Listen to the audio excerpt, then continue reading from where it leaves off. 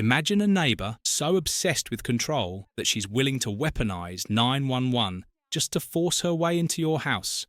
Not because she witnessed any real emergency, but simply because she craved power over a family that owed her absolutely nothing.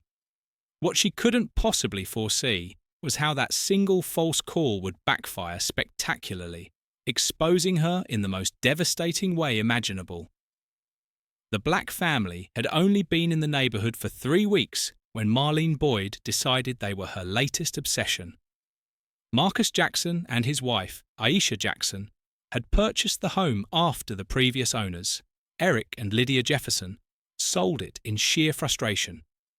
Driven out by the very same woman who now lurked in Marcus's driveway every few mornings, armed with a clipboard and an expression of pure entitlement etched across her face. The house was never part of any HOA.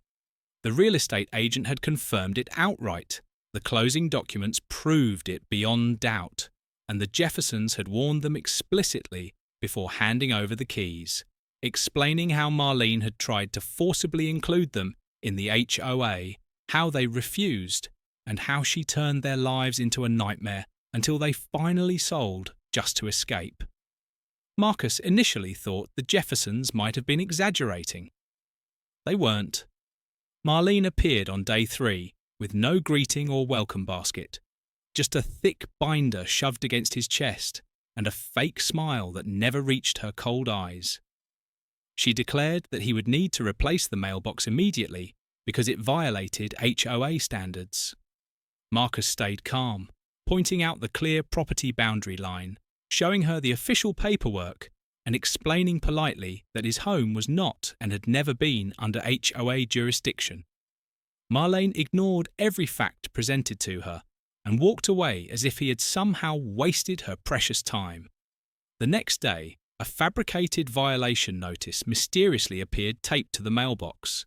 The day after that, she returned with a tape measure in hand.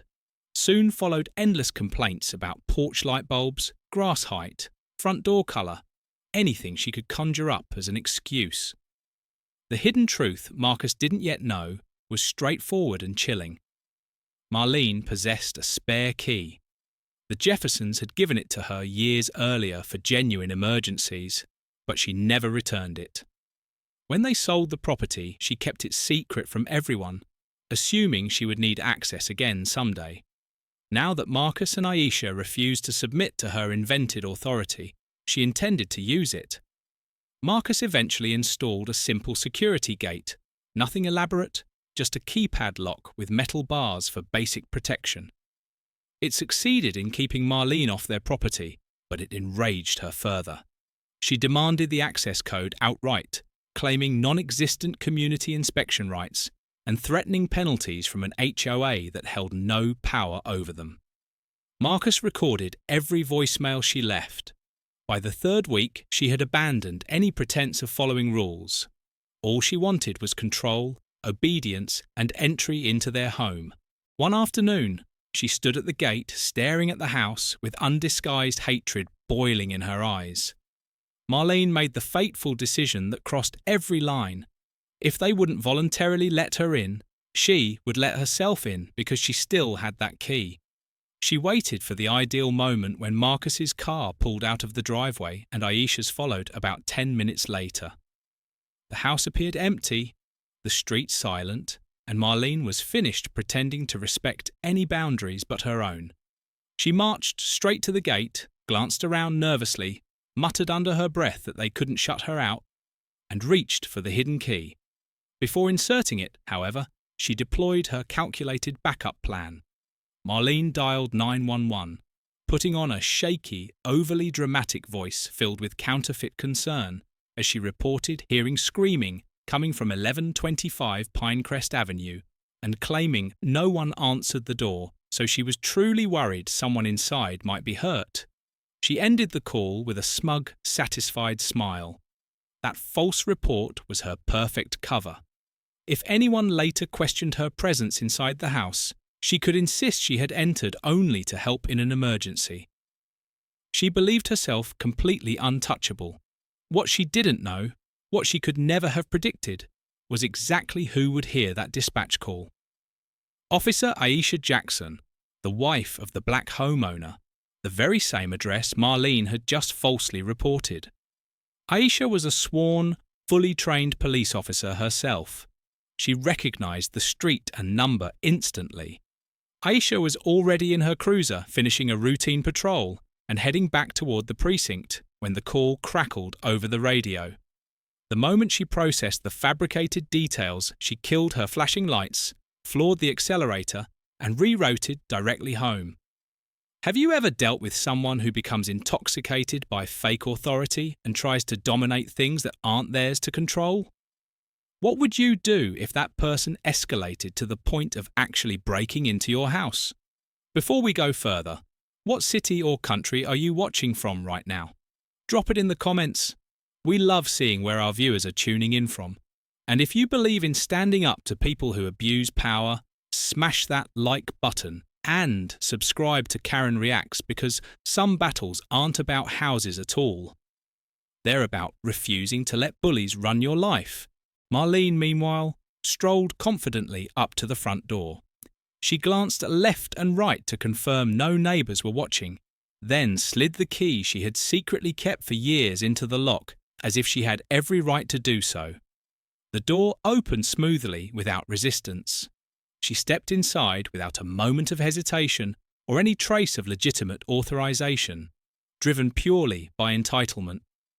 She immediately began snapping photos of the entryway, muttering to herself about supposed violations she was documenting, building a case no one had ever requested.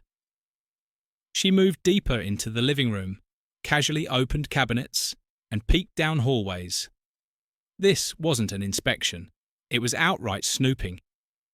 When she finally finished rummaging through their private space and took one last picture of the hallway, she headed back toward the front door with the smug confidence of someone convinced she had outsmarted the system completely.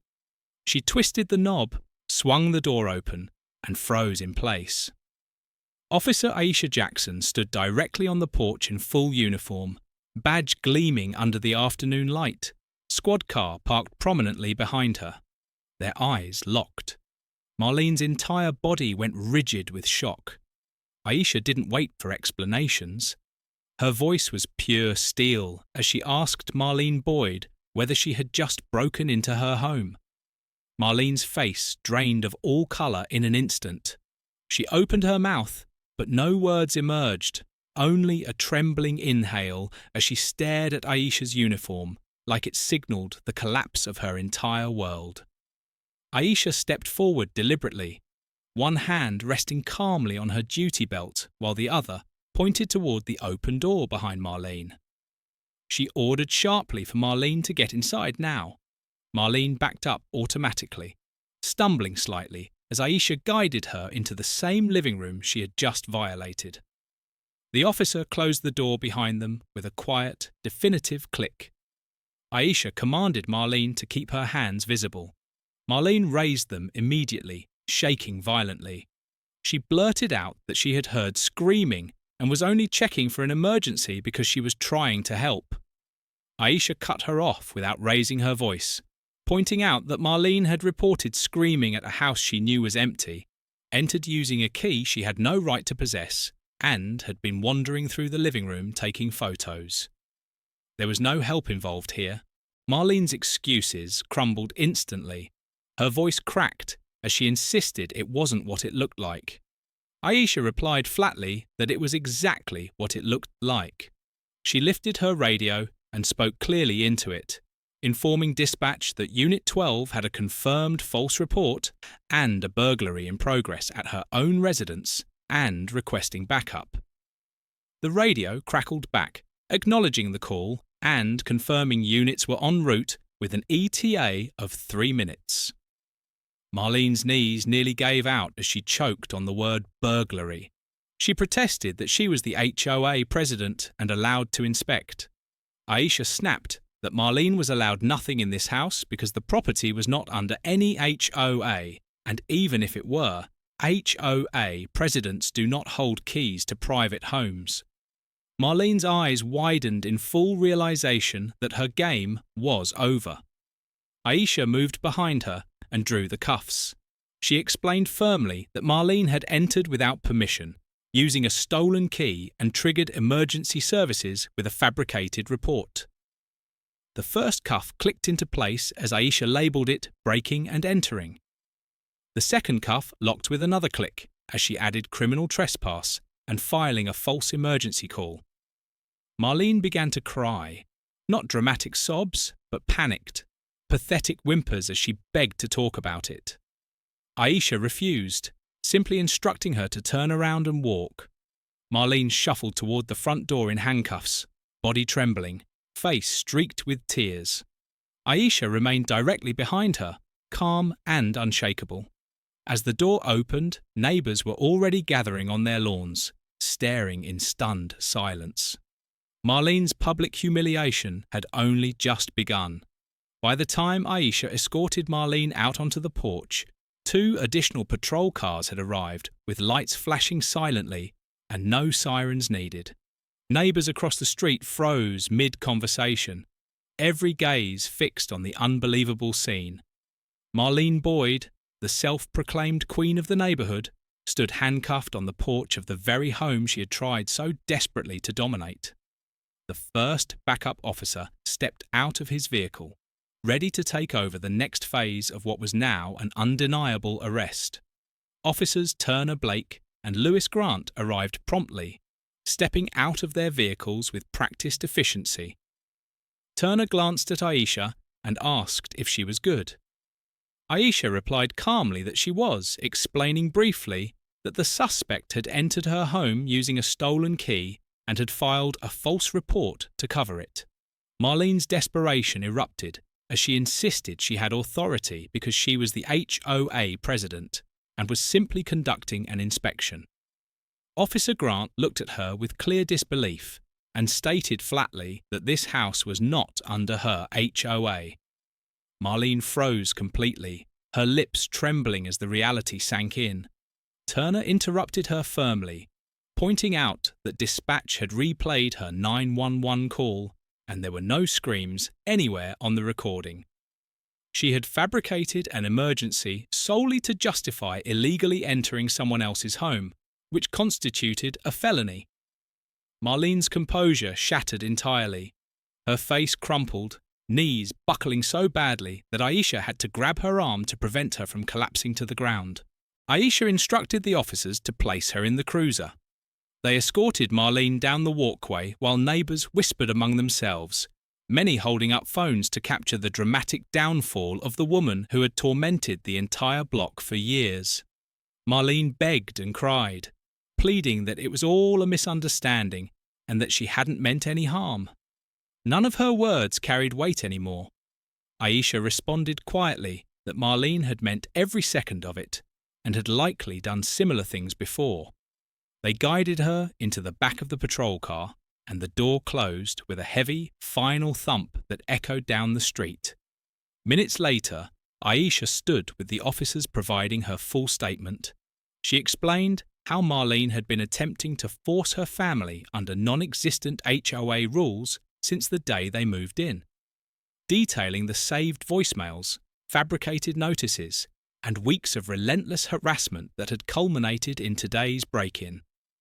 The officers nodded throughout, recognising immediately that the case was airtight.